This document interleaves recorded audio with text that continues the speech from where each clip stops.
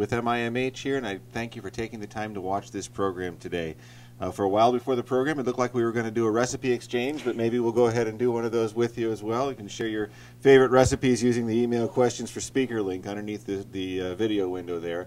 But really, if you have any questions at any given point during the presentation, take advantage of that email questions for speaker link, and we'll go ahead and ask those questions on your behalf, probably at the end of the presentation time, but submit them anytime. If you're interested in CEUs for today's program, use the CEU application link under the video window. We'll keep that active for a little while after the program. You'll also notice a link to a series of live presentations that Sherry Aden's going to be doing in 3 different sites in Missouri. She's going to be outside of Kansas City and Blue Springs. She's going to be in Columbia, Missouri, and she's going to be here in St. Louis, Missouri, coming up in March and April. And so if you're anywhere in or around the area, take a look at that. This gives you a chance to audition our speaker and maybe help tailor the presentation to meet your needs if you're coming to the live event. And so I'd like to introduce Sherry Aden to you. She is a dietitian with the Missouri Department of Mental Health.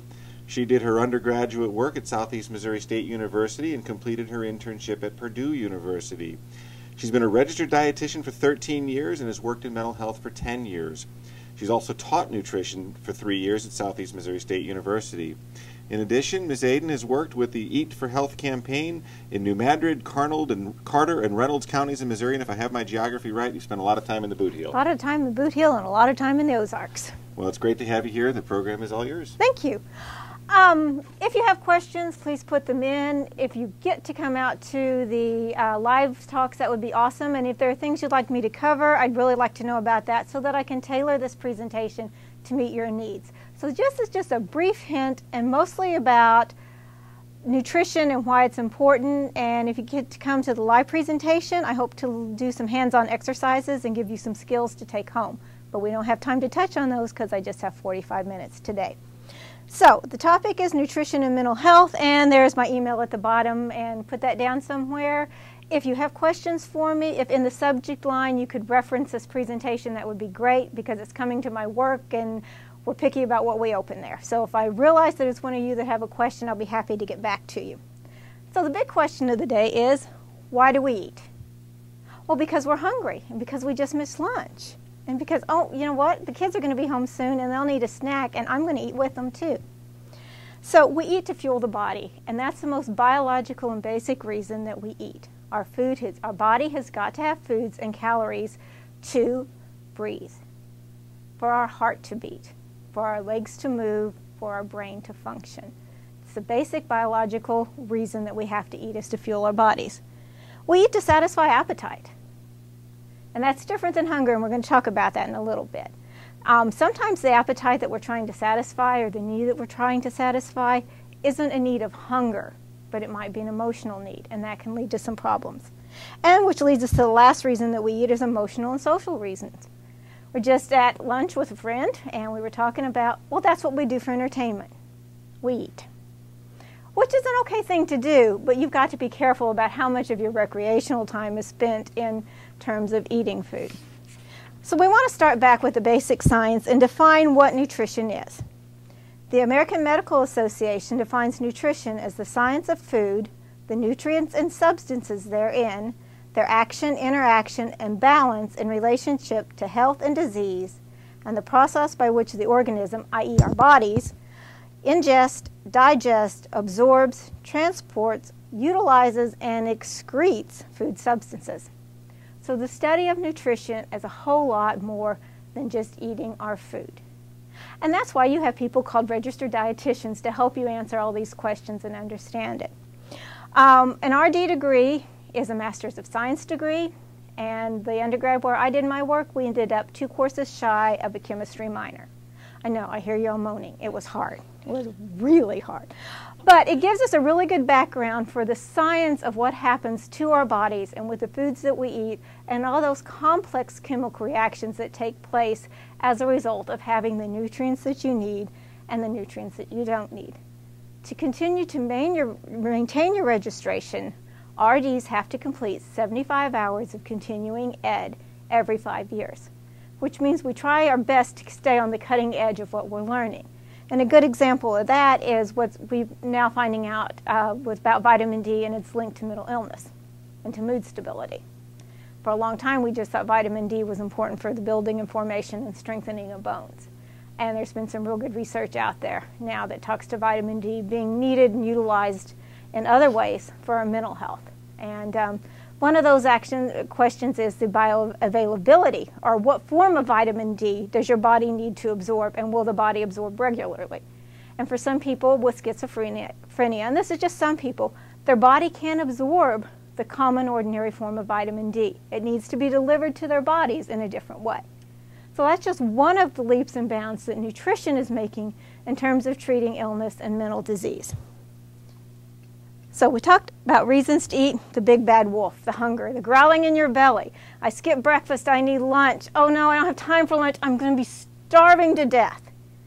And that is a feeling, a sensation in your belly where your belly rumbles, it burns. You may get grouchy, you may get shaky, you may be short-tempered.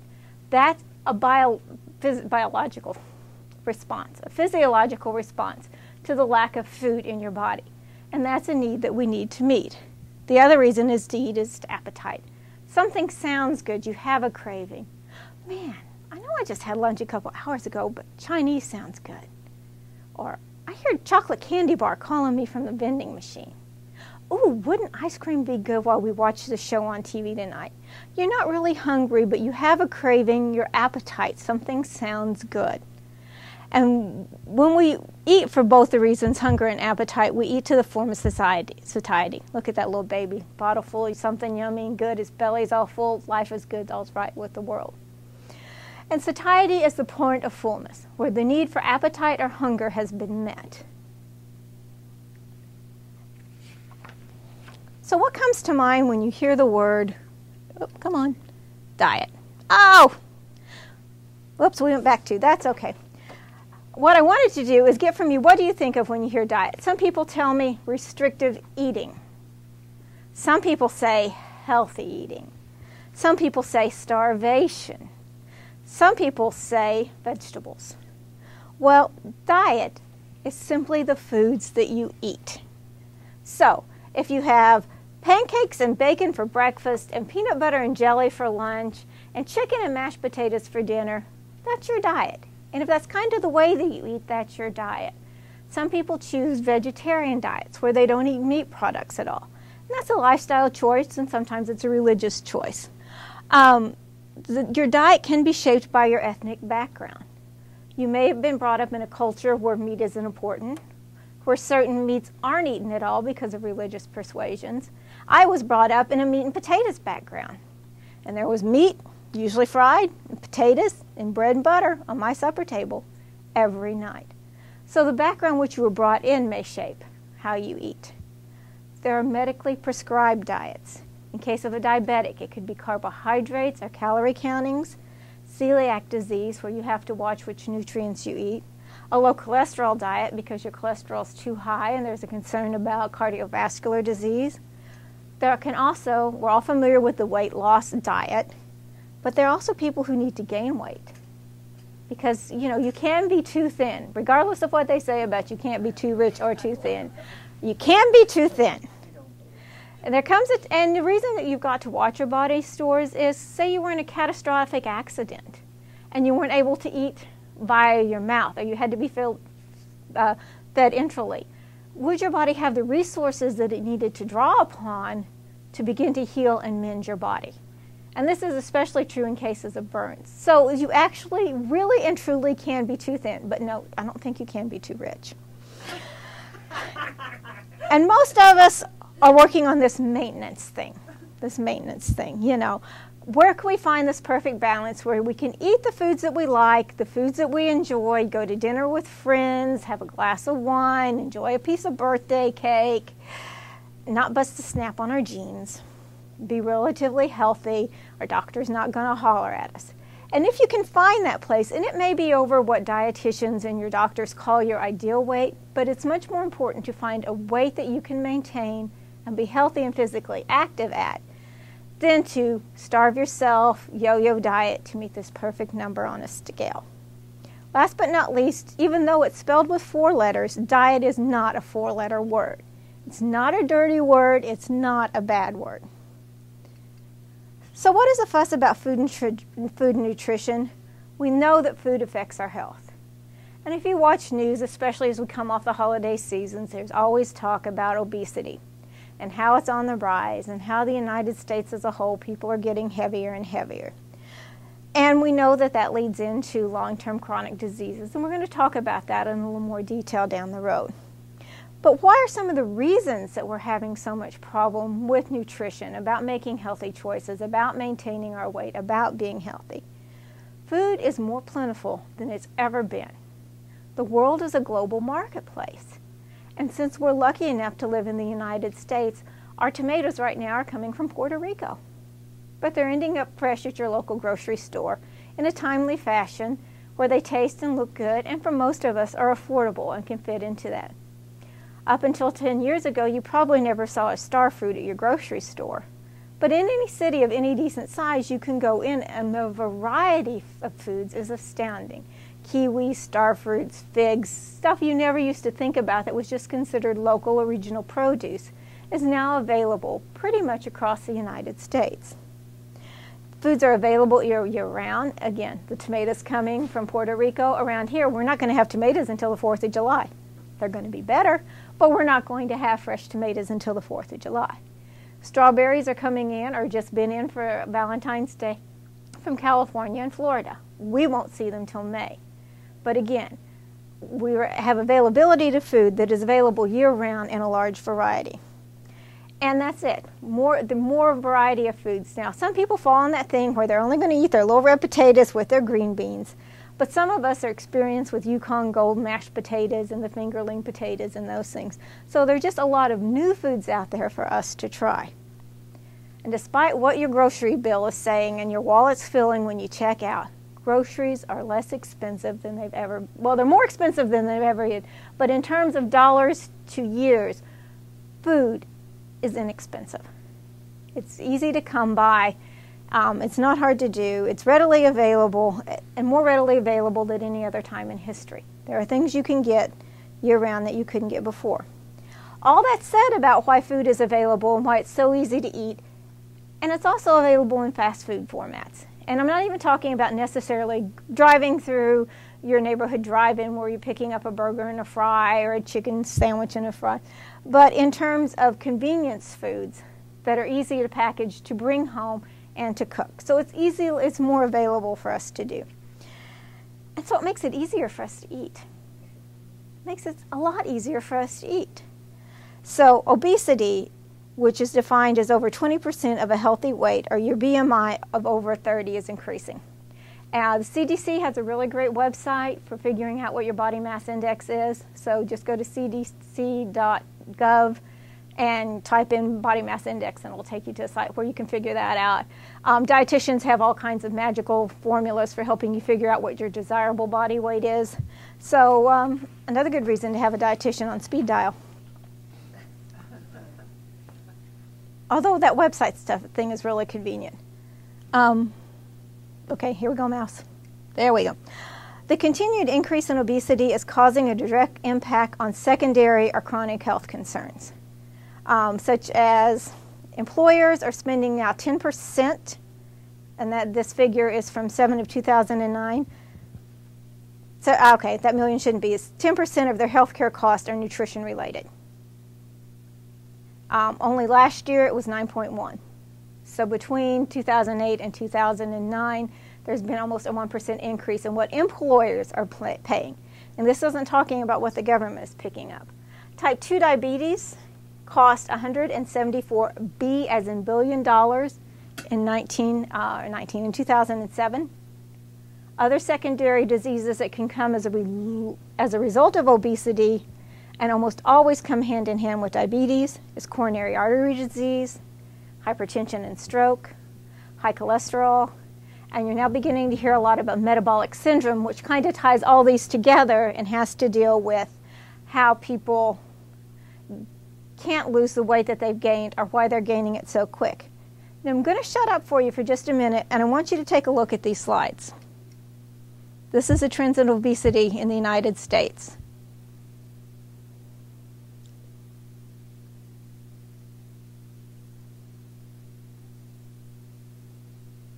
Not looking too good. Uh-oh, things are getting worse.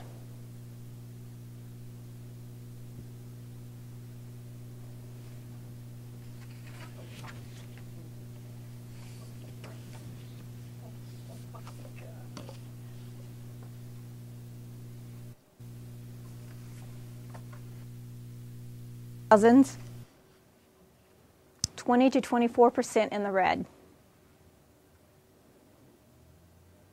Missouri's coming any minute now, boys and girls. There we go. We're not talking like Republicans. No, we're talking percentage of obese people in the United States. So, while the previous slide was scary, and it should bring you all aware of how easy it is to slip from overweight into obesity and how quickly, that's in just a little over 25 years, this has happened across the United States. It didn't talk about the incidence of obesity on special populations. And I really couldn't find any numbers that talked about the percent of obesity in the mentally ill population. But so it doesn't address independently mentally ill adults, mentally ill children, the developmentally disabled, and our substance abusers. That said, there was an article printed in 2008 that said that people with depression or bipolar disease are 2 times as likely to be obese. Schizophrenics are 3 times more likely to be obese. 1 out of every 5 people who has mental illness appears to develop diabetes. And people with mental illnesses whose nutrition problems aren't treated and addressed are dying 25 years earlier. This is taking out the incidence of self-harm, suicide, those kinds of things. The deaths 25 years earlier are traced all back to nutrition concerns. So now we've learned that we should no longer be using food as a reward. You know, if you go along with this, if you work real hard in therapy, we'll give you a soda, we'll give you a candy bar. We need to find other motivators for that. So now that I've scared you a little bit about what's happening there, we're going to trip back to diet just a little bit, because what's true for one of us is true for all of us. The nutrition component is independent of the mental illness component, although I'll say this now before I jump ahead. We do have some medications that are used routinely that cause our clients to gain weight faster and make it harder for them to lose weight. And that's, again, a physiological response to the medication. So back to our diet. And what we think of in terms of weight gain, and when we think about dieting, we normally think about restricting our calories. So a calorie is simply a measure of energy. Again, it's not an evil little thing that runs around with 8 legs and big horns and scary eyes. It's a measure of energy. And calories keep our bodies functioning. And the bodies don't care where the calories come from. So if you're malnourished and underweight and you live on snack cakes and malts and Coke, your body may never get to where it's gaining a lot of weight if you're extending those calories. And if it needs those calories to do activities of daily living that your body must do, it doesn't care where it's getting them. They might not be the most dense calories and the most healthy calories, but the body doesn't care. Conversely, you could eat the healthiest diet in the world, fish and green vegetables and whole grains and drink milk. If you're eating more than you're expending, you're going to gain weight. So the quality is important for long-term health, but in terms of calories and the body caring about where the calories come from, it doesn't. So when your calories in equal the amount of calories that you spend, and we're talking about calories that your body does for the maintenance of life and then the physical activity that you do, when those things are even, you maintain a stable weight. When your calories are in are greater than your calories out, so it's wintertime and you normally are into being in your garden and doing outside stuff, and your tuchus finds that little dip in the couch, and the chip bag finds its way out of the kitchen and sits next to you on the couch, you may notice that you're eating more calories than you're expending because your tuchus is staying in the couch, and you're going to see a weight gain. Sometimes this is just something that happens to people seasonally because it's not their time to be out and be active. But what we're finding is it's a long-term thing. That bag of chips may not learn how to leave when spring comes and you're going back out to your garden again. that candy, popcorn, whatever that your kids have while they're on the video games, while they're on the computer, how easy it is to mindlessly click that mouse or use that game controller and be popping something into your mouth, and you're not even aware that you're eating those calories or taking them in. And we're going to see weight gain. Now, the secret to the weight loss is putting in less calories than you're putting out. And sometimes that can be really simple things. And you've heard it all again. Take the stairs. Don't take the elevator. Don't drive around for 15 minutes looking for the parking place closest to the door, even if it is cold. Park out there in the back where your car is safe, bundle up, walk into the store. Running up and down stairs to do laundry, I kind of make it a point. I like to set my stuff by the basement to go downstairs, but then I think, oh, I have to do the laundry, and I run downstairs and I do that, and I'm like, oh, I love that stuff. So my trick now is to run to the top of the stairs, grab the stuff, and run back downstairs, not to wait till the next load of laundry. So I've snuck in a little bit of extra activity. But find those ways that you can be physically active. That said, regular physical activity, and it doesn't have to be done in a gym, but it can be walking or something you can do around the house. It's not going to only help with the leveling or evening out of the calories in versus the calories out. It's going to help you in terms of your cardiovascular health. Just in terms of feeling better. You know, you've had those days when it's rainy and yucky and all you kind of did was lay around the couch and watch old movies. And the next day, you're just all sluggish and yuck. If you'd have gotten up and made an attempt, I don't know, put on a record, dance around the house, take the dog for a walk around the block with the umbrella, you would have felt better. But a person can mediate the effects of calories through the physical activity. And every little bit helps. How do calories translate to your diet orders? Almost always and routinely, the initial treatment of someone being overweight or being obese has been calorie restriction. And a weight loss of 10% can provide a positive health impact.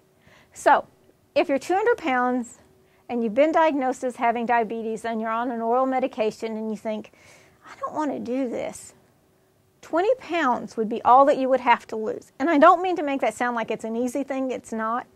But when you weigh the discipline it would take to lose those 20 pounds over the rest of your lifetime taking medicines and probably increasing medicines and ending up on insulin, maybe it's a choice that you want to make and a battle that you see if you might want to wage and win. 3,500 calories in and not expended equals 1 pound of body weight. I've been working real hard at the gym the past month to get that magic number so I can lose 1 pound a week. I don't have to mediate any food I'm eating, but if I could just get 3,500 calories burned, I should be able to lose 1 pound a week. That's serious workout time at the gym, is all I'm saying. It's not undoable, but it's serious workout time. Conversely, if you put in 3,500 calories and you don't do anything, that's 1 pound of fat going probably where you don't want it. In my case, from my lips to my hips. But the 10% weight loss can reduce the diabetic medication. In some cases, it can reduce or replace hypertension meds. And I know a lot of people on hypertension meds, and the meds make them feel yucky. So, like, you know, if you don't like it, start walking every morning before you come to work.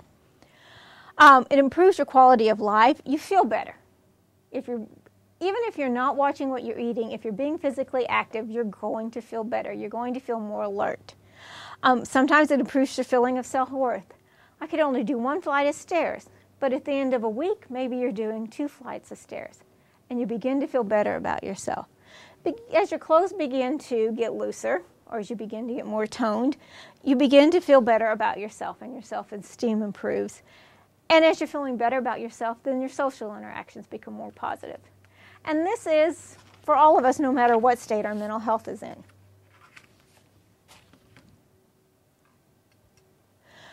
Diet orders, we're going to talk a little bit about those because some of you are in a clinical setting and some of you work with our clients and you know that they have diet orders and maybe you don't know what they mean exactly or how they were evolved from. A diabetic diet order is usually prescribed in terms of calories. And part of the reason that's done is to limit the amount of carbohydrates that a person is eating that has to do with the regulation of their blood sugar. And we're going to talk about how that whole circle works in just a minute. For women, it can be as low as 1,500 calories a day. Normally, that's given to people who are older because their body is not as metabolically active and it takes longer for them to use the calories. Or in the case where they think rapid weight loss would be a positive thing in terms of coming off meds or maybe getting ready for surgery. It's about 2,200 to 2,700 for adolescent boys, somewhere around 2,000 to 2,200 for most adult men. For adults, the goal is weight loss, hopefully, and normalization of blood glucose levels, or their blood sugar, so that they're getting those readings that are in the safe zone and good for positive health. They also can be written in terms of carbohydrate intake. If you come to the 3-hour show, we're going to do some stuff about that, and counting carbohydrates will make a little more sense for you. There are disease orders linked to cardiovascular health. Some of those may be reduced calories, and again, the goal there is weight loss. Sometimes it's a low-fat, low-cholesterol diet. So you could be the perfect ideal body weight. When we type in all the magic formulas, your numbers could be right up there. But if your blood profile is off, your physician may want you to do something about that. They say we need to get this cholesterol under control. And the way we do that is we want to take out some of the fat in your diet, and we want you to be aware of where the cholesterol is coming from. And since a lot of the foods that we eat in the United States are meat-based, red meat-based, there's that cholesterol is only found in animal products. So when you marry those two together, you're getting the fat and the cholesterol. So if you go on a low-fat, low-cholesterol diet, those kind of go hand in hand. And what they do will improve your lipid profiles. I would encourage you when you're talking to someone, be it a dietitian maybe, or your nurse practitioner, that they're aware of what your whole lipid profile says. If someone tells me that their cholesterol is 270, it really doesn't mean anything to me. It means that the cholesterol level is higher than I want it to be, but until I know how that breaks down in terms of other components, I really can't give you a lot of help. I need to know what your good cholesterol is, I need to know what your bad cholesterol is, and I need to know what your triglycerides are. And then we can talk about making a plan. So if you're concerned and you just go in somewhere where they do a fast finger stick, that may give you a little key that something's off kilter, but until we get that whole profile as a healthcare professional, it's really hard for us to give you good help and good guidance. And then the other reason for treatment of a cardiovascular disease with diet order would be to decrease the risk of further heart disease. So maybe you've had an angiogram and your doctor says, well, we see some blockage there, it's 10 or 15%, which to you and I sounds really scary, but believe me, that's not clinically significant. It means you're setting yourself up down the road. But they're not going to do anything then but give you medication and ask you to use diet and exercise as a way to keep yourself healthy and prevent that heart disease from escalating. More diet orders that you see are allergies and intolerances, and there's a difference. An allergy will make you sick. If an allergy is bad enough, it can send you to the hospital. If an allergy is bad enough, it can kill you. An intolerance is going to upset your stomach or give you diarrhea. They're not pleasant, but they won't kill you. So these orders are usually written as a regular diet order with a note of an allergy. Currently at my place we have a regular diet, attention tomato allergy. So we make sure that our kitchen doesn't send that client any foods with tomatoes in them. But other than that, she eats what everybody else is eating. You need to be especially cautious if you have clients that have peanut allergies, especially in a residential setting, because peanuts are in a lot more places than you think. When a client tells you that they have a peanut allergy, you need to take this really seriously, because those are one of those reactions that cause anaphylactics. Reactions can be, again, very, very, very mild, from I feel a little tingly to I've got a little itch and a little bit of hives to something that might require an EpiPen. When I think of intolerances, the thing that normally comes to me is if we would have a client that would be lactose intolerant. And there are drops that you can add to the milk, so there's no reason that because I service children, that these children don't need to be drinking milk like our other kids. Just 2 drops that you put in the milk that breaks down the sugar that their bodies can't handle. So that's an easy one, but sometimes you may find other intolerances that are a little harder. And again, sometimes it makes me gassy, and then you kind of got to weigh that against how gassy is gassy. And in my case, it's been an intolerance is she doesn't like that. Yeah, And unfortunately, in our case, we have a very limited selection of food that comes down for each meal. And sometimes we just have to work through that. Give it a try. You might like it. Look, everybody else is eating. So there are ways to work around that. But again, if it's something that makes them truly uncomfortable, then you're going to want to come up with a substitute. There are specific metabolic disorders that can make you sick. What comes to my mind first is PKU, and that's why all babies in the United States are tested for that. Their body can't break down a specific protein. It builds up in their body. It becomes toxic. It can lead to neural damage. Not a good thing to happen. So there are some metabolic disorders where things cannot be broken down in the body because of lack of enzymes or stuff. So you need to take that really seriously and consult with other nutritional professionals to come up with something that works. Beginning to see more and more people diagnosed with celiac disease, and they need to be on a gluten-free diet. And again, that's kind of insidious, like the peanut allergy is, because there's gluten in places you would never expect to see that. So you have to be very careful of how you pay attention to the labels, especially if you're in an independent living setting. You need to be aware of that and maybe spend a little more time if you're doing the grocery shopping. So what do we eat? There are three classic categories of nutrients, and they're called the macronutrients, and we're all probably familiar with them. They're carbohydrates, which come in the form of simple and complex. So carbohydrates are usually thought of as starchy foods. Potatoes, breads, grains. They also encompass fruits and vegetables. And if you use the American Diabetics Association's, ADA's associations, milk is even classified as a carbohydrate. Even though it has protein in it, the way the body handles it and metabolizes it is very similar to what it does with a carbohydrate. Simple carbohydrates break down to their basic sugars very, very fast. And that's what's going to happen when you eat a piece of white bread, when you eat a candy bar, when you eat sweet foods. Those sugars break down into the little pieces that the body absorbs very, very quickly. The other type of carbohydrate is called a complex carbohydrate. Those are the ones that we want you to concentrate eating on. Those are the ones that come in fruits and vegetables, more so vegetables than fruits, and in your whole grains. And they're big, long chains of carbohydrates that the body has to work hard on snipping apart and breaking down to the three basic sugars that the body metabolizes. So you're going to feel fuller longer with those in your system, and you're going to get more nutrients from them than you would from a piece of, say, white bread. Proteins, we know those as meats, eggs, and cheese, are our muscle builders. They're complete and incomplete. If you're eating meat, you're fine. Every meat is in and of itself a complete protein. It has all the amino acids that the body needs. The real interesting is the body takes those amino acids and cuts them all into pieces, into their own little individual pieces, and then puts them back together again. But it has all the essential amino acids that you need. Incomplete proteins is where when we work with vegetarians or someone decides to become a vegetarian, we have to do education. Because the body needs all the amino acids to do all its building block things.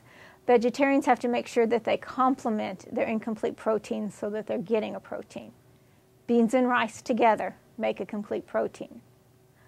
Peanut butter on whole wheat bread make a complete protein. So you will see in civilizations where meat has not been the basis of the diet, that they have, over trial and error and strong survive, found those complementing programs within the foods that are available to them. But especially if you have a young person who says, well, I'm interested in trying a vegetarian diet, that's well, fine, good, and awesome, but they need to understand that it doesn't mean you're just eating salads for the rest of your life. There's a lot more involved in that. And then the fats. We all love our fats, and fat tastes so good. Fat is what makes a good steak taste good. It's not the protein in the meat, it's the way the fat carries that flavor. It's the whipping cream with the vanilla, and it's the way that whipping cream carries that vanilla. It's that fat that makes it taste so good. Excuse me. And we could spend all 3 hours talking about fats, but we're not going to do that today. What I will say is every diet needs some fat in it. Fat makes you feel full. It goes back to that satiety factor. It takes a long time for fat to empty your stomach, so you're going to feel full longer. Some of the essential vitamins that we need are carried in fat. Fat is not a 4-letter word. Fat is important to our diet too. So here's the diabetes connection I was talking about. When you eat the carbohydrates, so any kind of bread, cereal, fruits, vegetables, they're broken down into monosaccharides, or the little single molecules. And they're broken down into the preferred fuel for the body, which is glucose, which is one of the simple sugars. So every carbohydrate we eat, its end goal is to be broken down into a glucose molecule so that we can use it. Then, as it's in our belly being digested, body gets this message that, oh, sugar's coming, we need to work on getting it where it's going, and insulin is released. The insulin then picks up the glucose and takes it into the cells. It's kind of like a lock and key thing that then provides this glucose to the cell to be used. And basically that's to be used for energy for the cell. So like food is energy for our bodies, glucose is food for the cells. So the more glucose our food breaks down to, the more glucose in the system, the more insulin that's released. What happens is, especially in cases where people are diagnosed with type 2 diabetes, this is what I'm going to tell you that's happening younger and younger. It used to be a disease that we saw people in their 60s. We are now diagnosing type 2 diabetes regularly in people who are 30 and often in children. The body has become resistant. It can't put out enough glucose to take it into the cell. So it has to have medication to help the glucose absorb, the insulin absorb that glucose and take it into the cells. And without that, a healthy person is going to live just fine. Their blood sugars are going to be through the roof, and we're going to see those long-term health complications from diabetes that we're going to talk about in a minute. That's type 2 diabetes. That's any kind of diabetes. But in type 1 diabetes, or it's also known as juvenile diabetes, because often people are diagnosed as children with it, the body doesn't make insulin. There is no insulin there. So these people, children normally, can starve to death because their cells aren't getting the energy that they need. That's why you may see a traditionally healthy child all of a sudden drop 10 or 15 pounds really, really fast. They're very, very thirsty, and they're going to the bathroom all the time. Those are just a few of the classic symptoms. But their body, for some reason or another, has stopped producing insulin, and the glucose can't get into the cells to fuel them so that they can do all the things they're supposed to do for us. Okay. Sometimes I get ahead of myself. Sorry about that. Type 2 diabetes is now seen in children and teens. The most contributing cause is the obesity. Again, it just puts such a strain on the gallbladder, the pancreas, that it can't produce enough insulin, or the cells become resistant to the insulin and won't take it in. Sometimes you'll hear this being caused as prediabetes. Someone may come in and say, I have prediabetes. Pretty much the general understatement now is if your blood sugar ranges fall above what they're supposed to with the glucose tolerance test, you have diabetes. Get with the program and let's get on it, because it's just going to be a matter of a little time before this quote-unquote prediabetes turns into full-blown diabetes. The cells won't let the glucose in again. And the other thing about this is the extra glucose is running around there out in our bodies that it doesn't know what to do with. The liver takes it, adds some chemical magic, presto changos, turns it into fat, gets stored as fat. Fat cells don't ever go away. I know. They like to blow up like great big balloons. And when you diet, they will shrink down and shrink down and shrink down till they're infinitesimal, but it will never go away. It will always have a blood vessel feeding it, getting ready to blow itself up again. So, just FYI. And so what the body's doing is then starting a vicious cycle. You're hungry because your cells aren't getting fed the way they're supposed to, so your body's getting the signal that says eat, eat, eat, and you eat, eat, eat, and the sugar's converted into the fat, and the fat is stored wherever, and the cycle continues, which is why you really have to step in and take control of that.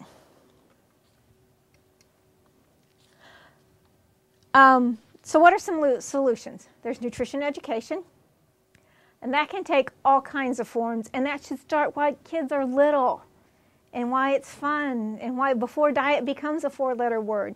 Do you know that 10-year-olds are dieting now? 10-year-olds have body images. We've got to do something about that. If you come to the 3-hour program, we're going to evaluate the different diet programs. We're going to talk about why Weight Watchers is good. What's good about Valerie Bertinelli, whatever it is she's promoting right now. What's good about Dean Ornish's program? We're going to talk about some of those. We're going to talk about diabetic exchanges, what they are and how they work. And that's an awesome skill to have for whatever purpose. It just teaches you a real healthy way to eat. We're going to talk a little bit about carbohydrate counting. And then we're going to talk about the all-important physical activity component. How do you make it fun? What is it you need to do? How many different things do you need to be doing? How do you make it an integrated part of your lifestyle so it doesn't, again, become one of those 4-letter words? That said, I have no idea where we are at time, and ready to take questions if there are any. All right, and we do encourage people to submit questions to us using the email questions for speaker link underneath the video window. We did get one in earlier, and she asks if you could briefly describe the biochemical reason or process for why risperidone causes the client to gain weight. Don't know what the concept is, just know that I have clients in the very same boat that we're using the Risperidol and we're seeing that those children are putting on weight. And if we can find an alternative drug that we do it, but I do not know what the actual synthesis in the body is that leads to that. Any questions in the room here with us?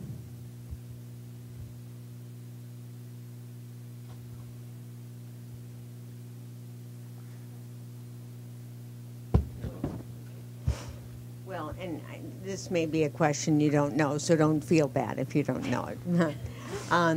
But with the rise of autism, sometimes diets or special diets are used, and you may not find it a lot in the mentally ill population, or you may.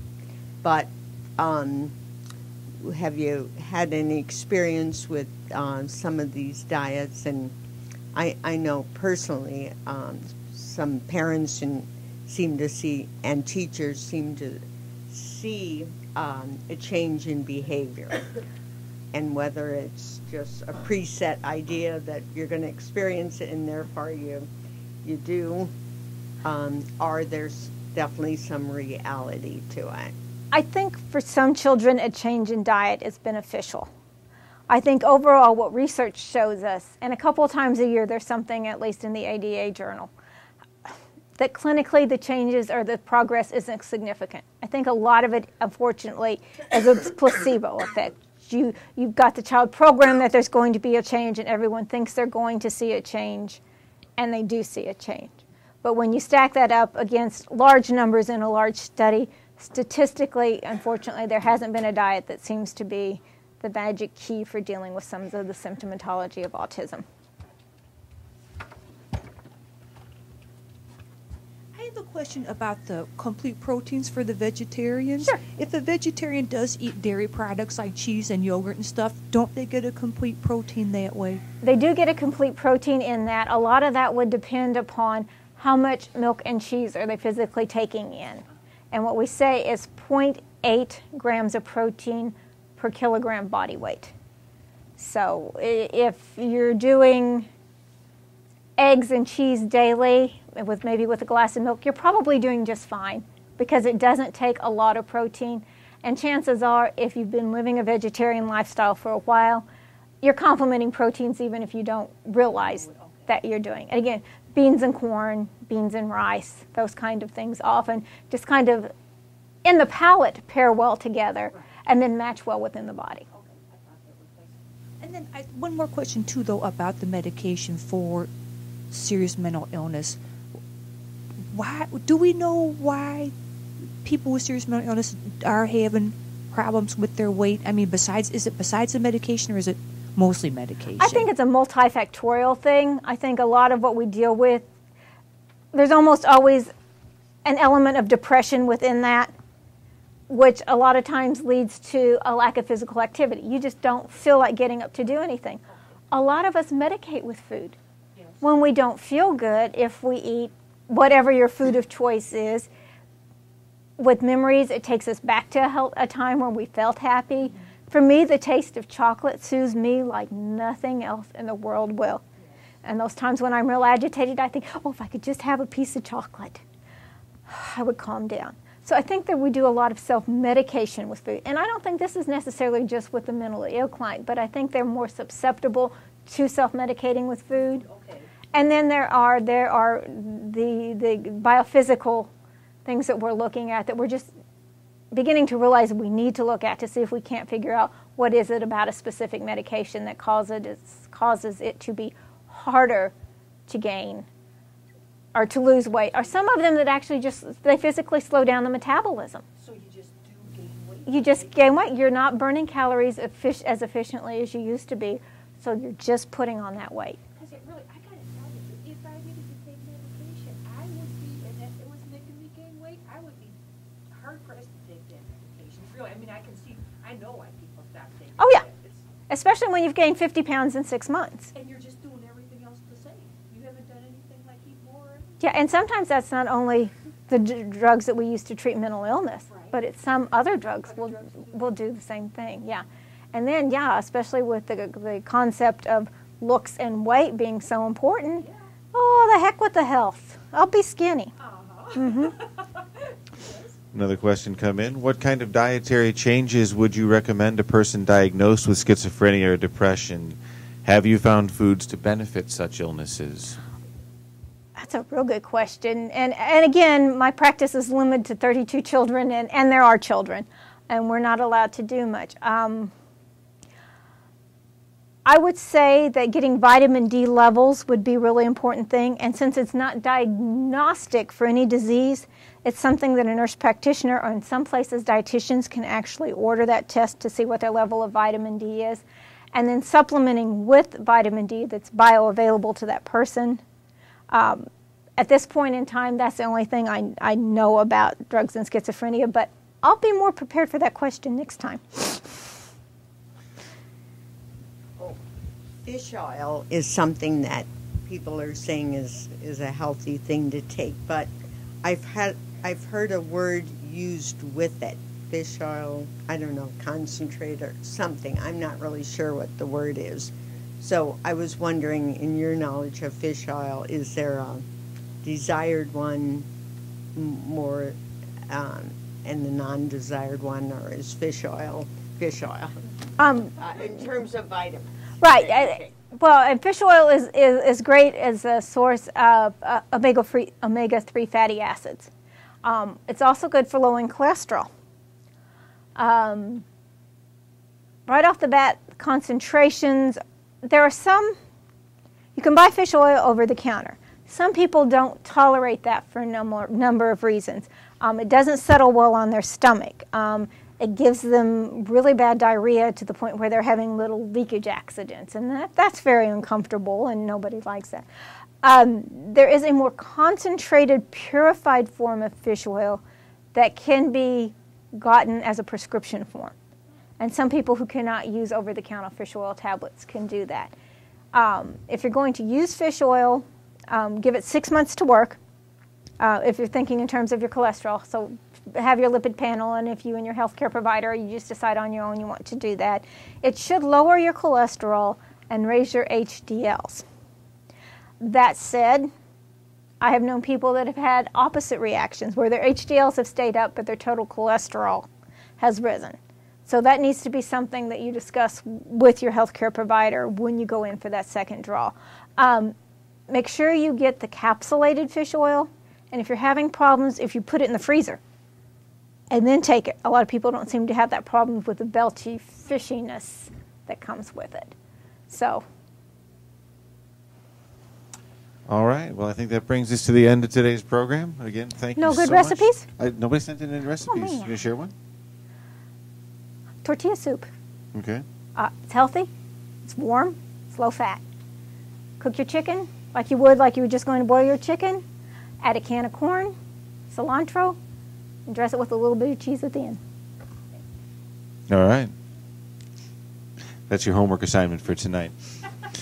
Also, again, if anybody's interested in attending the live programs, the 3-hour programs, they're coming up at the end of March and the middle of April in 3 different sites in Missouri. There's a link here on the site at MIMHtraining.com. We'll leave the link to the CEU application open for a little while there. You can use that if you're interested in purchasing CEUs for today's program. Keep tuned to the website. We got a lot of programs coming up. You might not see the titles of them yet. They're gelling right now, but you're going to see a lot of programs posted, and we'll send you email announcements as those become available. Encourage your friends to join our email list, because that really is our primary way of contacting people. So again, thank you for your time and attention today. And Sherry, thanks for your time today. Thanks for having me.